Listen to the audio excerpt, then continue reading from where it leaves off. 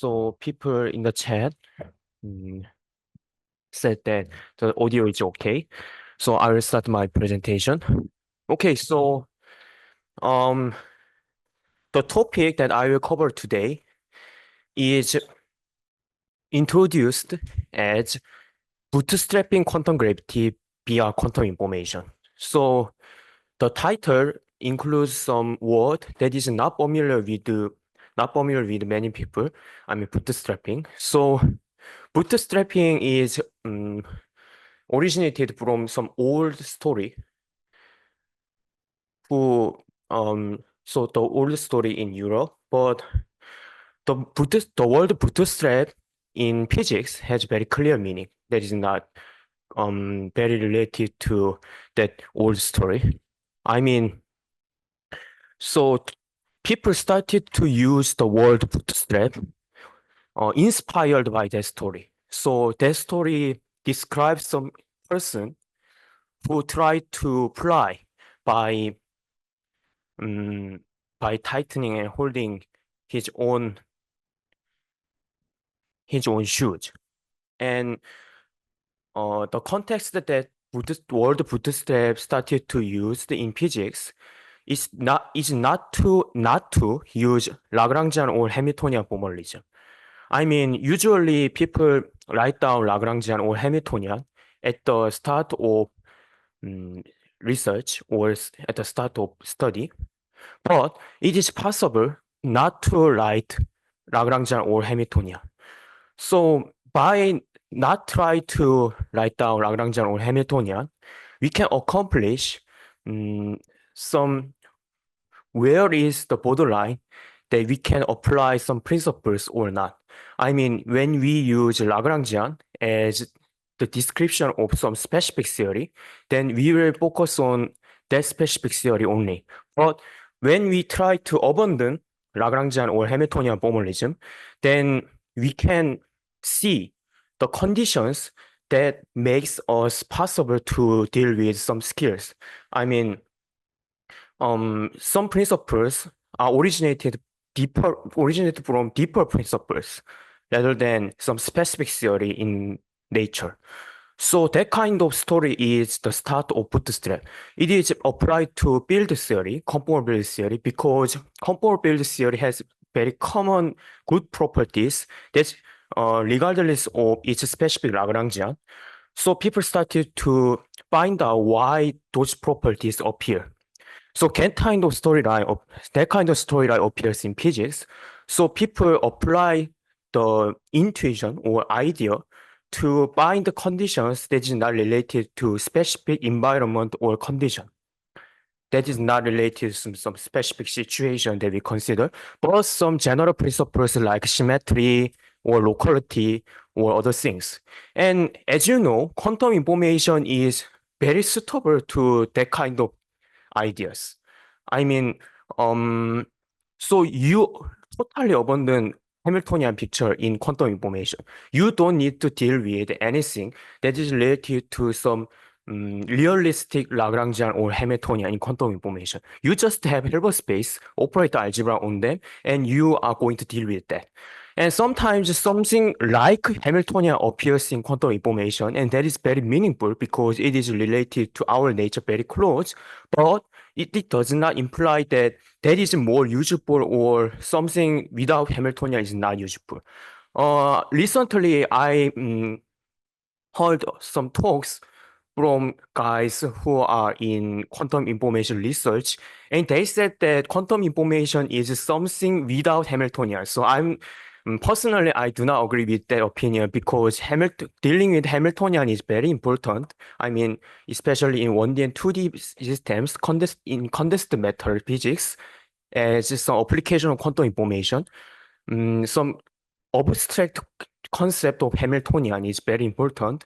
So abandoning totally Hamiltonian is, I think it can be out of focus, but that slogan itself is meaningful. So that is why I decided to introduce bootstrap of quantum gravity in perspective of quantum information in this journal club.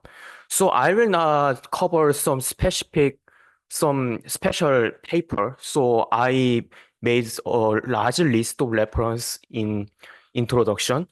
And this talk itself is closely related to that paper, but I will not cover the contents of that paper. That is because um, quantum gravity haven't used in quantum information bootstrap approach in Central. So it is originate some good toy models in quantum gravity is originated from string theory and some solvable quantum gravity theories. We can write down operator algebra and quantability theory itself in the case of quantum gravity also for some specific theories. But people started to find the context of bootstrap here. I mean, some common properties start to appear among very different theories of quantum gravity. So those properties do not rely on specific details that the dimension that theory is defined or other things. And in recent decade, in the last decade, people people finally found that um, the quantum information structure, I mean quantum error correction structure, is hidden in quantum gravity. So I think it is time to go backward and find why those approaches are useful in quantum gravity.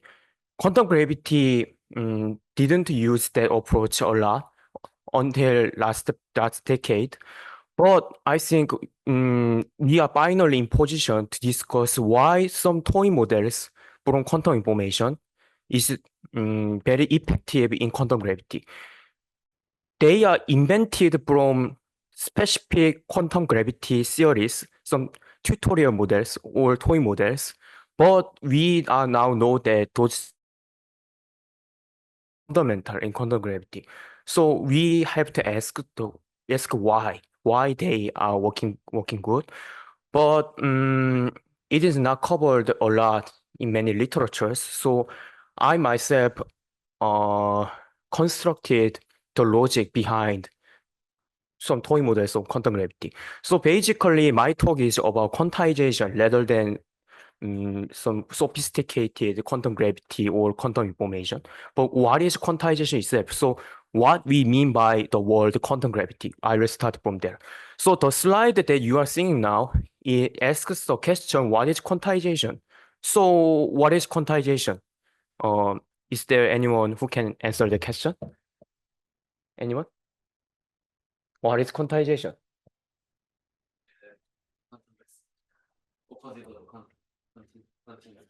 I see. So that is the starting point of quantum mechanics. I mean, in the history, people found that uh, variables in nature are not continuous. So they started to develop the connection between those fundamental discrete things and and continuous variables that we are familiar with.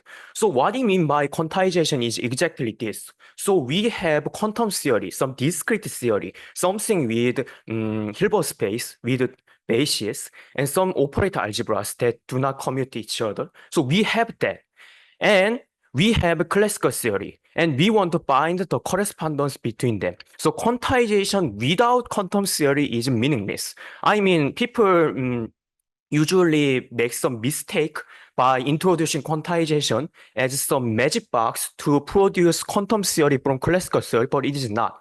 It is just a method to find a candidate for quantum theory that corresponds to some specific classical theory. So quantization of the classical theory means a candidate of quantum theory such that it becomes the classical theory we are interested in the limit of Hava-zero or some other classical limit in the context. I mean, in the case of statistical mechanics, we make some very high temperature limit as classical limit and so on. So there are a lot of methods of quantization. Some sophisticated and abstract ones are deformation quantization. That's very useful And if you are interested in that topic, I recommend you to search Wikipedia about Moyer bracket. And that is very exact. That gives some theory that we already know. And some geometric quantization, that is very useful in the context of symplectic mathematics. So quantization as a mathematical tool is a very sophisticated one, but so the one quantization scheme is very familiar with physicists. So it is path integral. So I write down the basic formula of path integral under the slide, and you can immediately see the quantum side is left hand side and the classical side is right hand side. So you can see, okay, so can you see my mouse cursor on the slide? Okay, so we have a state and Hamiltonian evolution that is unitary and operator. And we make some correspondence by introducing path integral. So we literally have integration along the path, possible path, and we have the classical quantity that corresponds to this operator, and we have initial condition and final condition that is not appeared in here. And we have exponential of action that corresponds to time revolution. So I will explain more specific meaning by demonstration. So integration by path means this. So we have fixed initial condition and fixed final condition, as you can see here. Fixed initial condition and fixed final condition correspond to state. And you will consider any path between those 2 points, any possible point, any possible path. So we will sum over those all possible paths of this quantity. So this is very classical. So we have one specific path, we will consider that, and we can calculate quantity called action here. So you will integrate Lagrangian along this path from Ti to Tf, and you will put this quantity on exponential, and if you have operator in here, then you will find some corresponding classical quantity and put here. So we can do this. And what we mean by this quantity is to calculate the quantity on each path. So we consider one path and one action from that path and one quantity from that path, and we sum over all those quantities along this passage, all possible passages.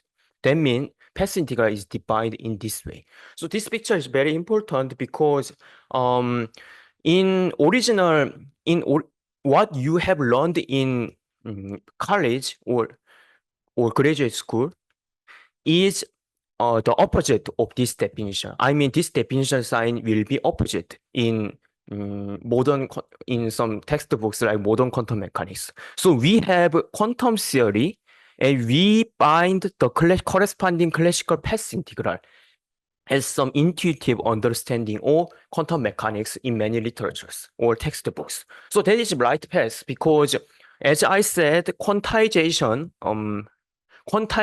only means the candidate of quantum theory if classical theory is given. But if quantum theory is given, then that means how can it reach classical limit? So the opposite is rigorously defined, but we can do opposite. I mean, we can do opposite from conventional direction. So we can start from path integral. We define this quantity in any way, and we can define this amplitude as this quantity. So this is what we call path integral quantization or path integral formalism of quantum theory. So you have to, this is a caution, very severe warning. So you have to, in this talk or in the case of path integral quantization, you should consider path integral is the way to define quantum theory. So this state, Qi, Qf, and the operator O are not given. They are not given by some fancy Hilbert space and operator algebra only. We do not have anything just like that. We only have classical theory, and we can calculate the path integral of that classical theory, and we define this state and operator from that path integral. So that is what we call what we call path integral quantization. So we can find a candidate of quantum theory corresponding to classical theory by this. Then, because we do not have a specific basis that corresponds to these boundary conditions, so we need to check what those states mean in general in the case of path integral. So we consider composition of path integral. I mean, because QI and QFO are not given but defined by path integral, we have to delve into the properties of path integral and reduce the properties of these quantities that is defined by path integral. So we will consider the path integral from QI to FQF without any operator that has time duration 2t. And we will split those 2t duration into 1t. I mean, this is 0 to t, and this is t to 2t. And you immediately know that the arbitrary path between them can be considered as some specific point between them. I mean, we start from qi to qt that is fixed as a specific point, and from qt you reach qf, and you integrate along this all possible qt. That is exactly equal to this general path integral. So we write down this property in terms of quantum mechanical language by this. So we can put this boundary condition between them. So we start from qi past time t, and we reach q. And from q, we start from q and past time t pass, and we reach qf. And because we are interested in general path between qi and qf, we have to sum over q. So that is why we put this integration here. So we exactly know, we finally know that this quantity is identity or should be identity operator in the case of quantum theory. So we know that we put classical boundary condition as some state that ends path integral. Then the set of this boundary condition state forms overcomplete basis, because the integration over those state makes this identity operator. So the projection onto the whole Hilbert space. So quantum corresponding version of classical boundary condition is something called overcomplete basis. So why I put this overcompleteness? So in the case of position basis, we expect that if we have a different position, then in each inner product is 0. But that kind of condition is not stated in this integral. So it is possible that this Q and Q prime are not orthogonal to each other, even though this Q and Q prime is different. But it can form an identity as an integration of this operator. That is possible. So so demonstrated case is something called coherent state that you can encounter in simple harmonic oscillator. So coherent state is defined as the translation of ground state of harmonic oscillator. So harmonic oscillator's ground state is something looks like Gaussian wave packet. And if we translate the Gaussian wave packet, then it can be something very classical. And if we solve Schrödinger equation of coherent state, then we expect the exactly classical harmonic oscillating behavior of the center of that state. And by form a set of coherent state, we construct an overcomplete basis in Hilbert space of simple harmonic oscillator. So that kind of case is possible, and that is why guys in quantum field theory usually use something called coherent state path integral. So we can use coherent state instead of position basis and momentum basis, and that is very useful. And what it can define from path integral is exactly the same thing, some over complete basis. And because we have over complete basis, we now have a structure of Hilbert space by considering it a linear superposition of this Q, and by put some operator like this, we can calculate the operator algebra by controlling the time ordering, and put the time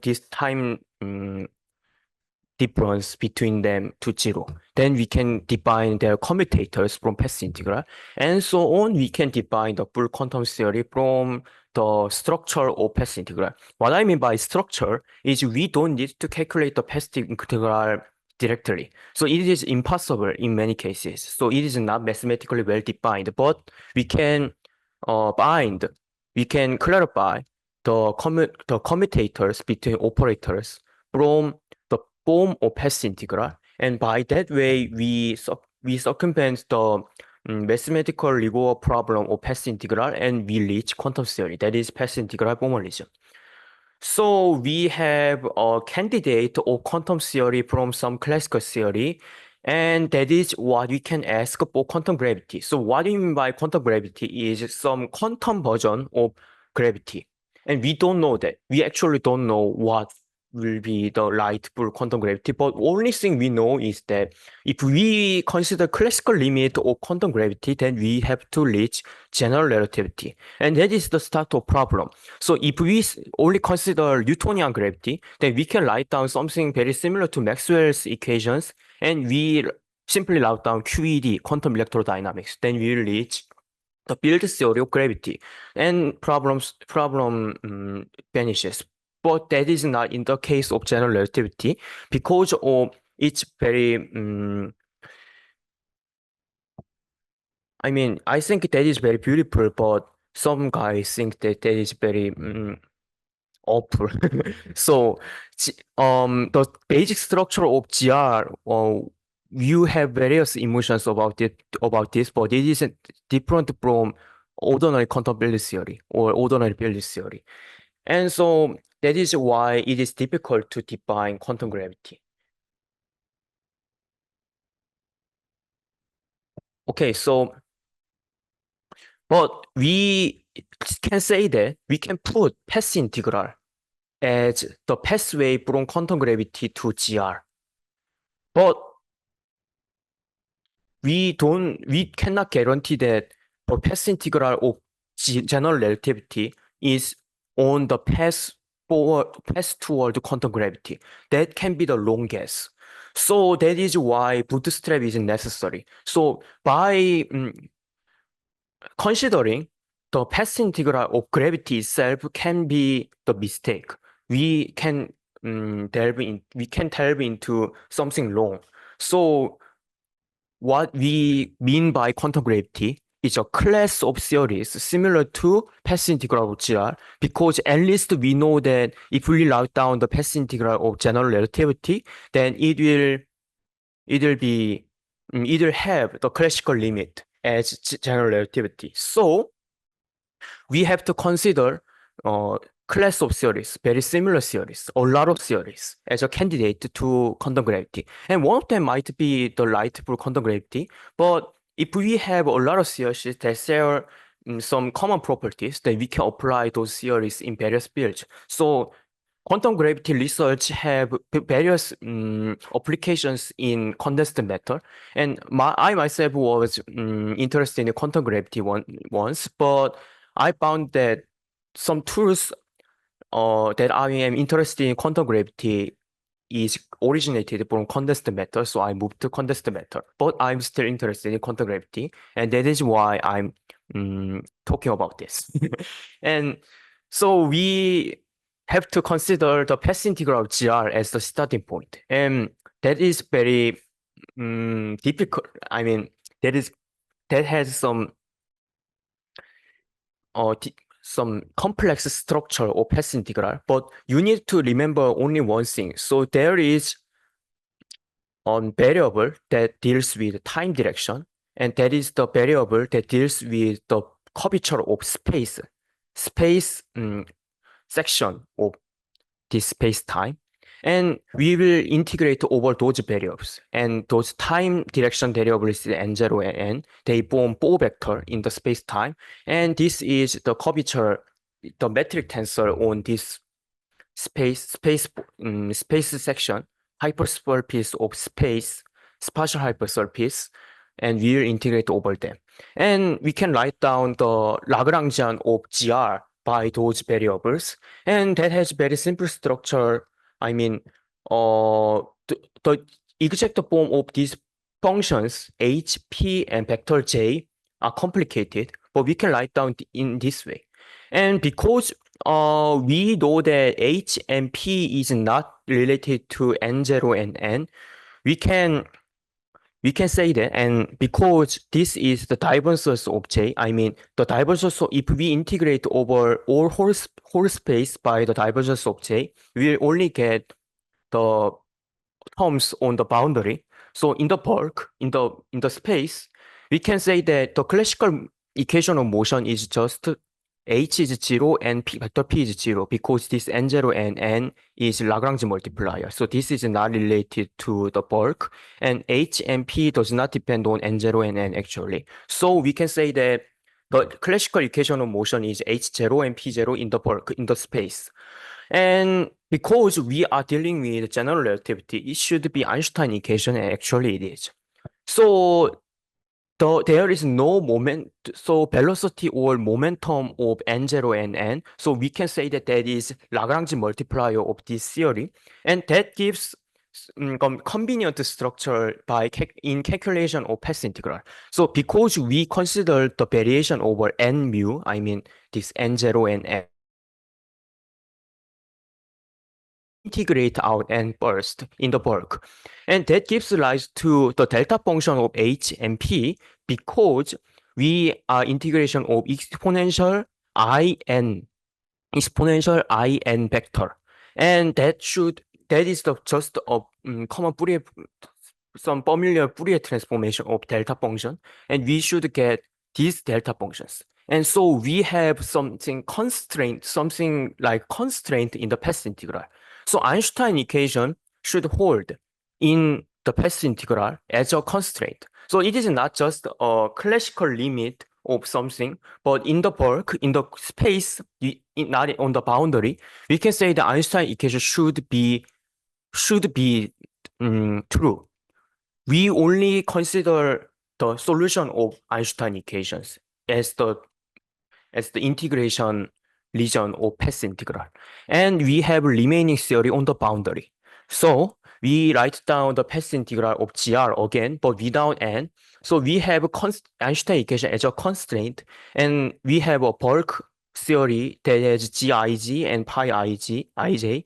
And this is, you can show that this pi it takes a lot of momentum. So you can actually prove that the theory governed by this path integral is the theory without any Hamiltonian. So Hamiltonian is just 0.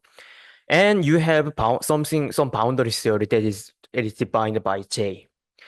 So in the bulk, Einstein equation should hold, and there is no Hamiltonian in the quantum theory. So you immediately know that bulk is just a one-state projection. So because Hamiltonian is 0, there is no other meaningful physical state in the bulk, and that state satisfies Einstein equation by the virtual path integral, and we have exponential Hamiltonian or boundary. And so the reason that path integral should be written in this way is actually originated from classical theory. So I mean classical equation of motion also picks the Hamiltonian Einstein equation in the bulk, and some physically meaningful part only lives on boundary.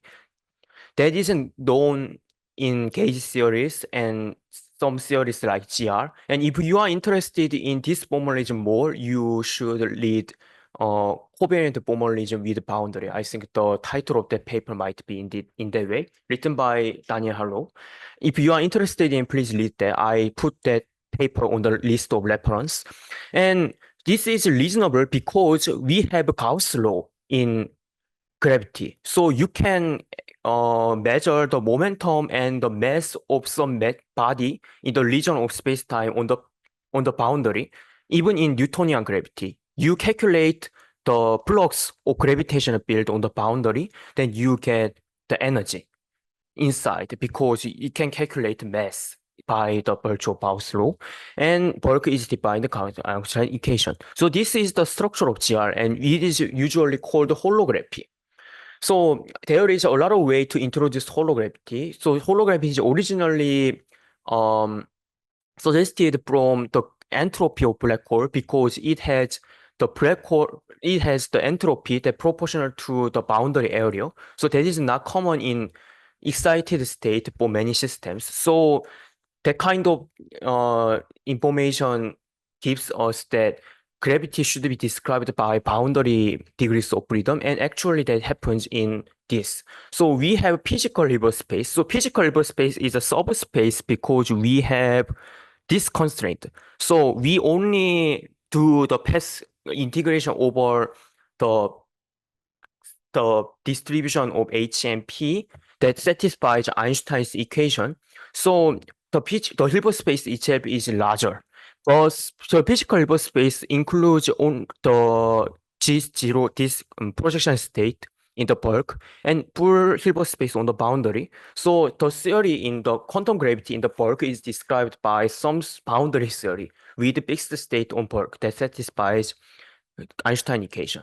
But in classical limit, I mean in semi-classical limit, if we can think that space-time does not fluctuate a lot, then we know how to write down theory in curved space-time.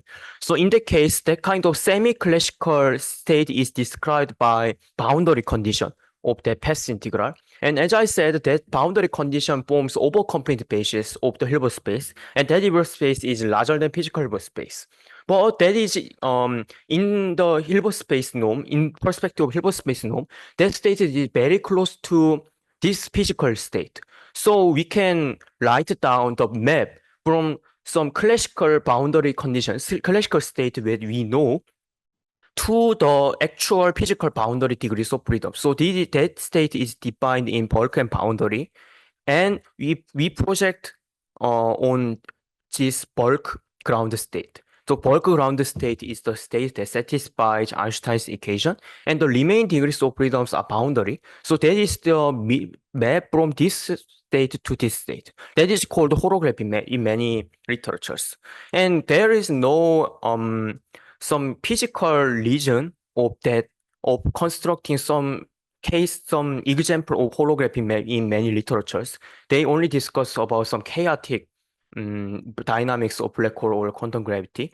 But I will give some bootstrap approach for writing down this holography map. I mean, we can consider some toy model for holography map, but there is no clear reason why we should consider that kind of map in many literatures.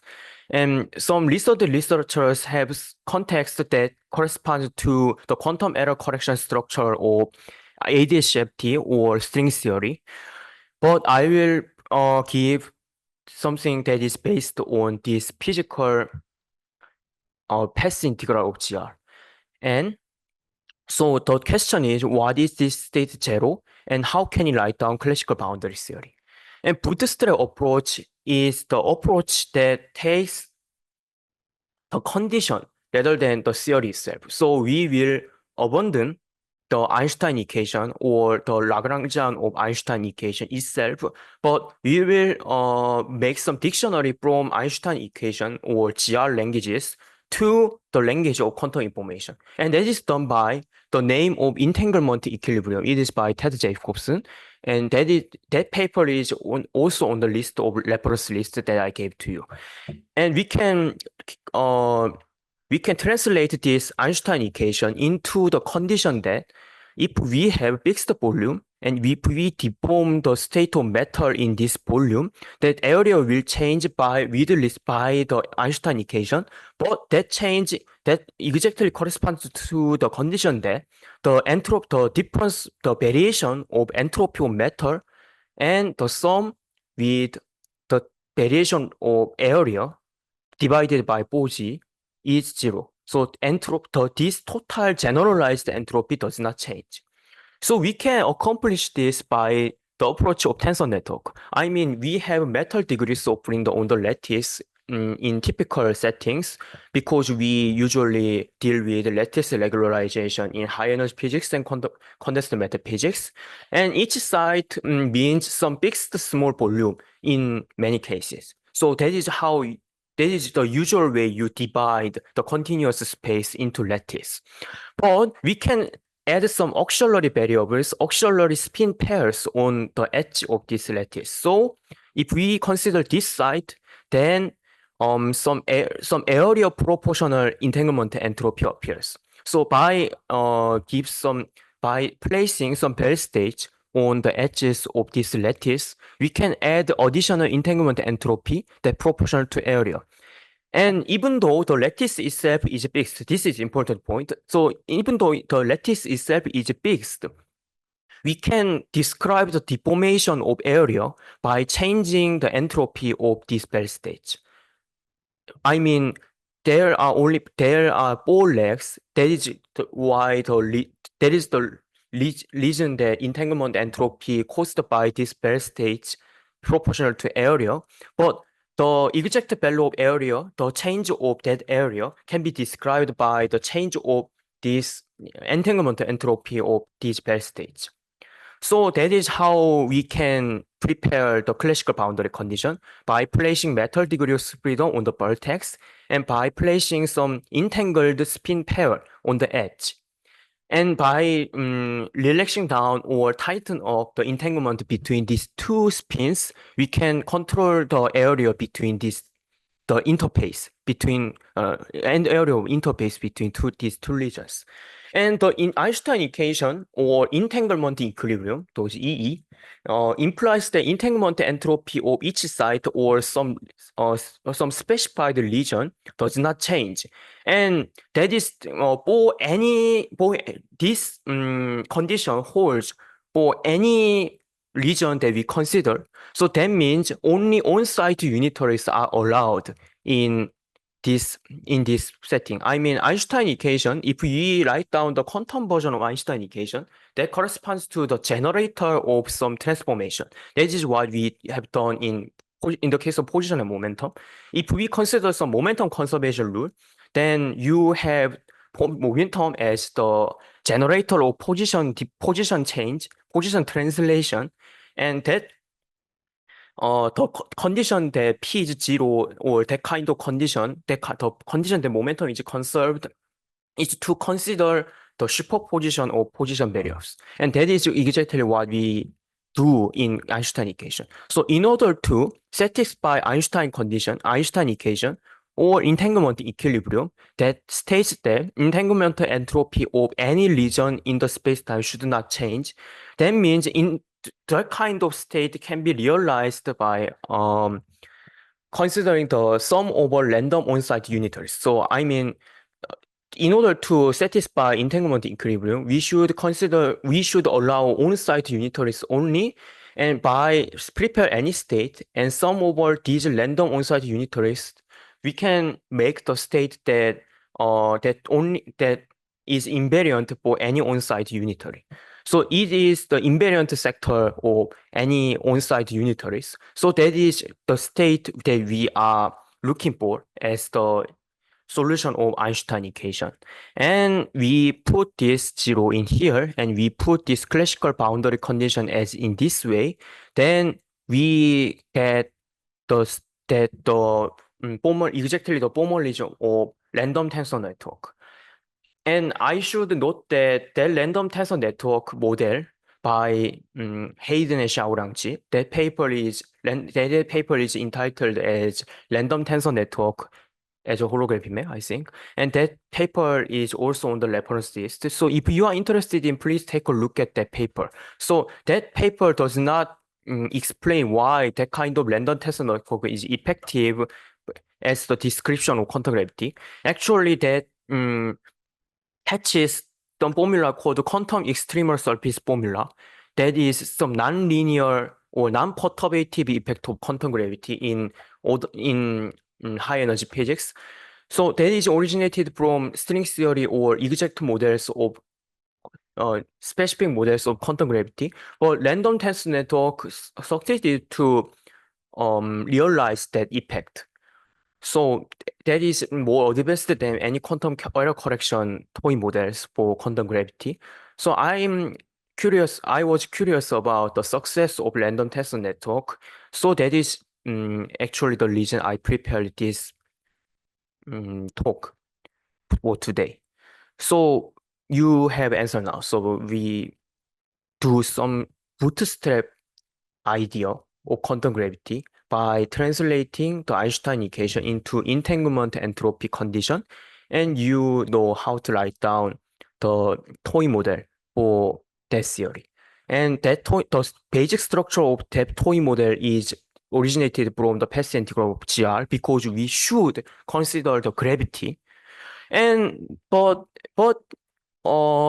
exact form of this path integral does not deal with anything by writing down this toy model. So if we have any quantum gravity theory that gives classical limit as GR, then we expect this kind of random tensor network structure. We expect that kind of things. So that is why um, some recent approaches based on this these things. I mean, this kind of holographic map is something called non-isometric map. And Daniel Harlow and his colleagues did uh, the analysis on black hole by this non-isometric map successfully. And that kind of success can be explained by this bootstrap. So um, that non-isometric code or random tensor network toy model is given by the bootstrap approach that is a generalized approach that can cover many candidates of quantum gravity theory. So I think because I do not have any conclusion slide or starting slide, so I will put my slide in the most important slide of this talk, and I will answer your questions right now. So the talk is over, and thank you for listening. Do you have any questions? What is the physical meaning of H bar going to zero? So that is that we know that HABA going to zero is the classical limit because we already know how quantum theory is described. So we make some correspondence between commutator or operators and the Poisson bracket of classical theory. That is called canonical quantization formalism. And in that case, we have HABA as non-commutativeness of the theory. So,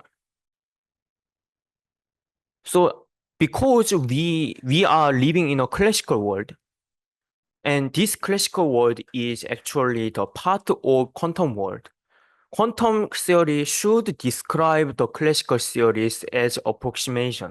So classical theory should approximate some regime of quantum theories as well.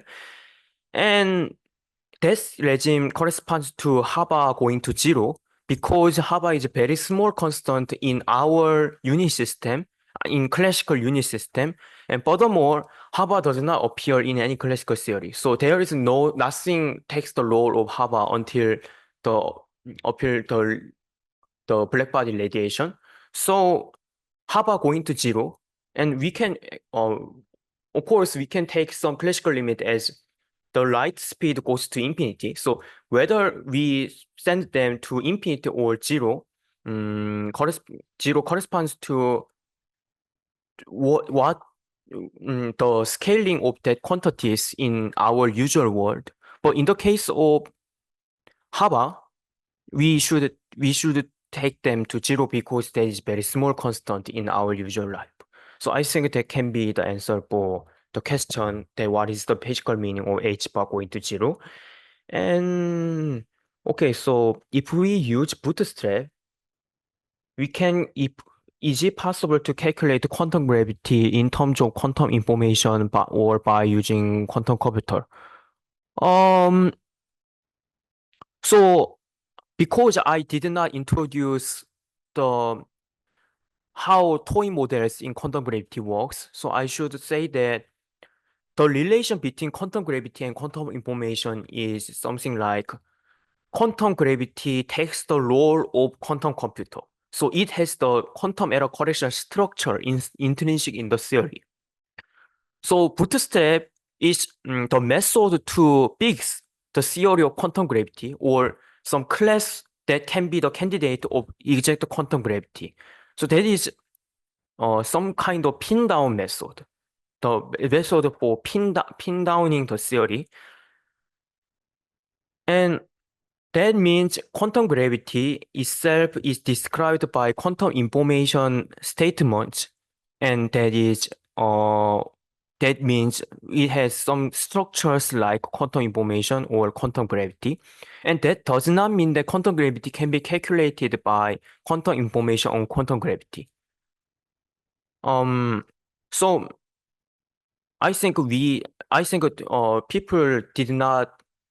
people do not talking about people do not talk about something like calculating or simulating black holes in quantum computer, and that kind of approaches are not taken until now. So what I mean by bootstrap is not that point, I think. But the suggestion itself is very interesting. If we have quantum gravity, if we have some quantum computer, quantum device in real life, then we can use them to simulate some complex quantum gravitational effects. Or we can use them to simulate classical um, astrophysical black holes that is very complex. I think that kind of approach can be possible also. And that also relates to calculate fluid mechanics in quantum computer or quantum devices. So I think condensed matter can make more exact relation between those two things. What is exactly is an on-site unitary? Because we are considering lattice. Okay. So I think I missed the explanation or on-site unitary. So site is defined by this vertex of lattice, and because we consider the cut of between these spins, I mean, we will place bell pair on edge, and we will calculate the entanglement entropy by the cut between these two spins. So what do you mean by on-site unitary? I ill-defined the notion. So I'm sorry. So what do you mean by on-site unitary is the unitary acts on this vertex degrees of freedom that is matter, and that the four spins that is not the two spins are not appeared here, but there are two spins on the edge, and we can take the closer spin closer to the vertex. So we have four spins around this vertex, and vertex itself. That is what I mean by on-site, the notion of the on-site. So I think that is the answer for the question. And if we calculate along the cut that defines on-site notion, then entanglement equilibrium states that this is constant. This should not change in any case. So matter degree of freedom means the matter degree of freedom means lives on vertex, and this bell pair, the cut along the cut between the spins that compose bell pair defines the area, as I said here. So that in the case on the entanglement on site will not be ruined by on-site unitary that acts on these four spins around the vertex and vertex. Is this what you asked for?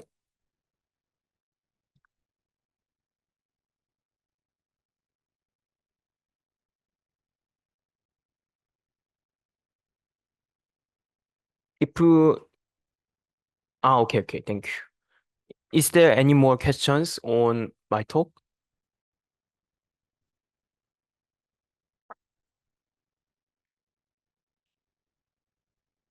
For my understanding, is the bootstrap method used to predict the classical limit of quantum gravity unknown so far? And can you explain more details about the quantum error correction structure in quantum gravity? Thank you.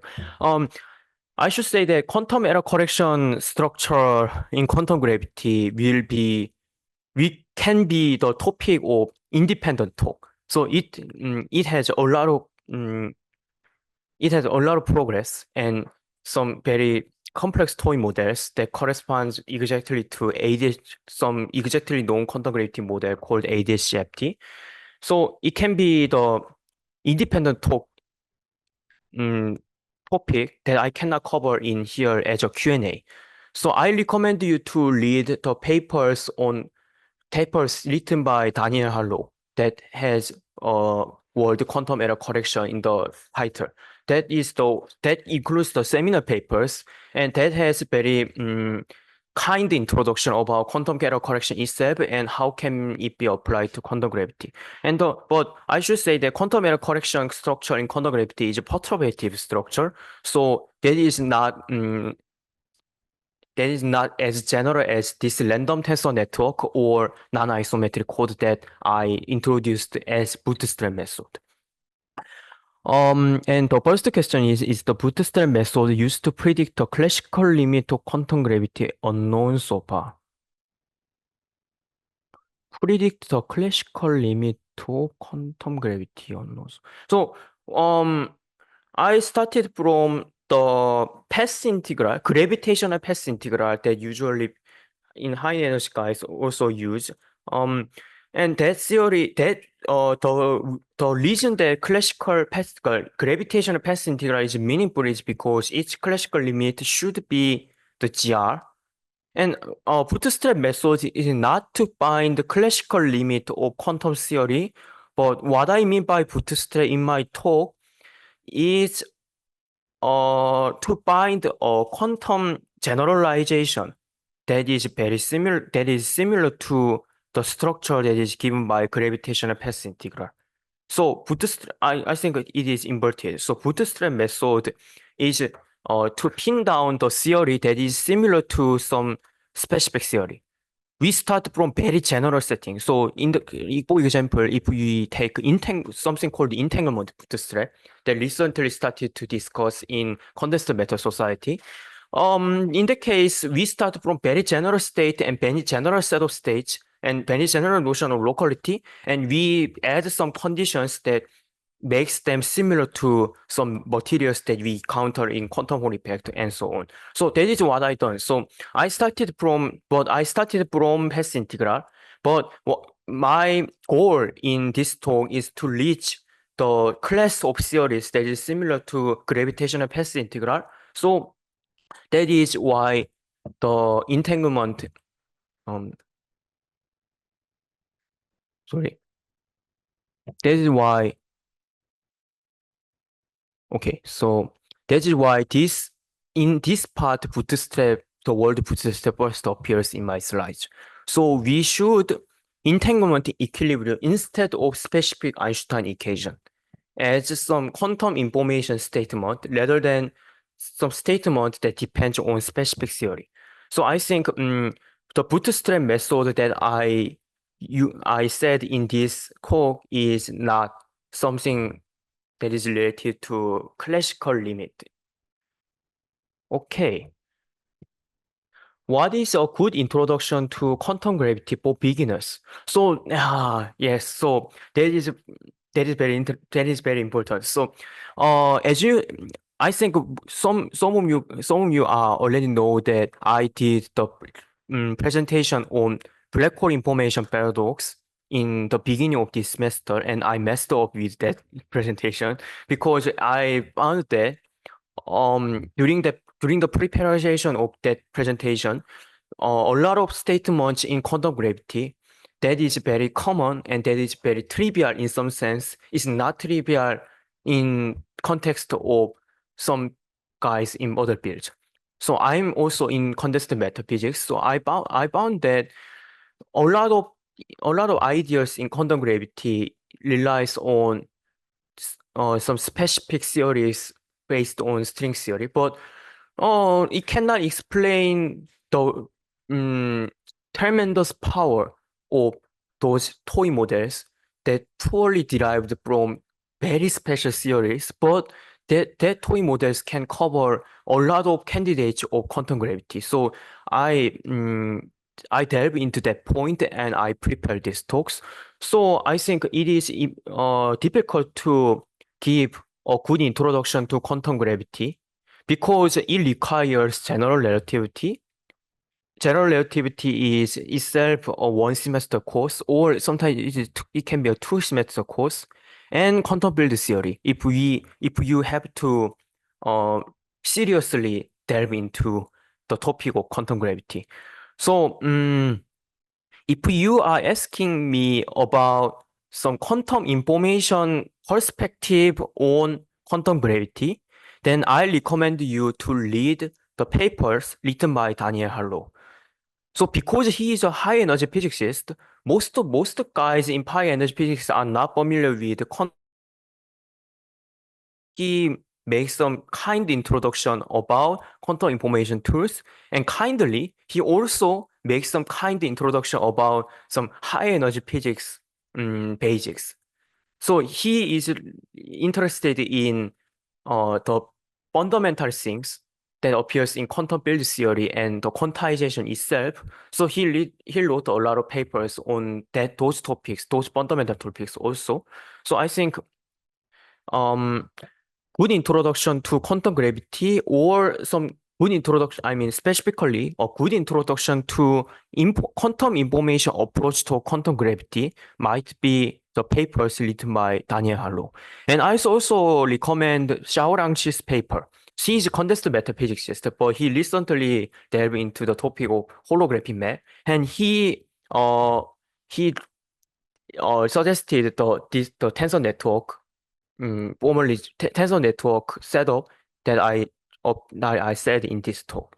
So Xiaorang's paper is oriented to condensed matter perspective. So I think that is very similar to the the position of quantum information. So that can be the good introduction to quantum information approaches on quantum gravity. Quantum gravity itself is very vast field, and it is hard to cover them by some few talks or papers. How do you spell his last name? Hello? Ah, I see. Uh, I will type in here. Okay, everyone, if you are interested in the name of guy called Daniel, please take a look at the spelling that I wrote in the chat. And in the case of Xiaorangqi, I I myself do spelling mistakes in in searching for his name because Chinese names are hard to type. So there is in the reference list you can find a paper on random tensor network, and that is written by Hayden and Xiaorangqi, and you can find the spelling of his name at there. And I also recommend Hayden's paper a lot.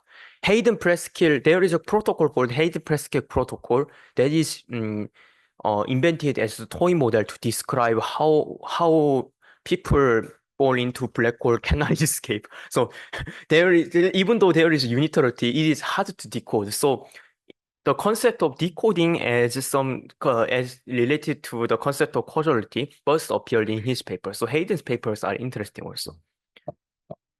Thank you, Xiaoliangji. Okay. I'm also not sure about pronunciation, but I once heard his talk in June. So in the case, the announcer, uh, okay, so the host of that meeting called him as Xiaorangji, I think. So even though I'm not sure about pronunciation, but it might be right. Can you upload the list of reference that you covered? It is already okay, so I think there will be some announcement about this. Okay, I mean, it is already uploaded, but I think announcement it did not reach you. So I think there will be additional announcement on this. Okay, okay, thank you. And do you have any other questions?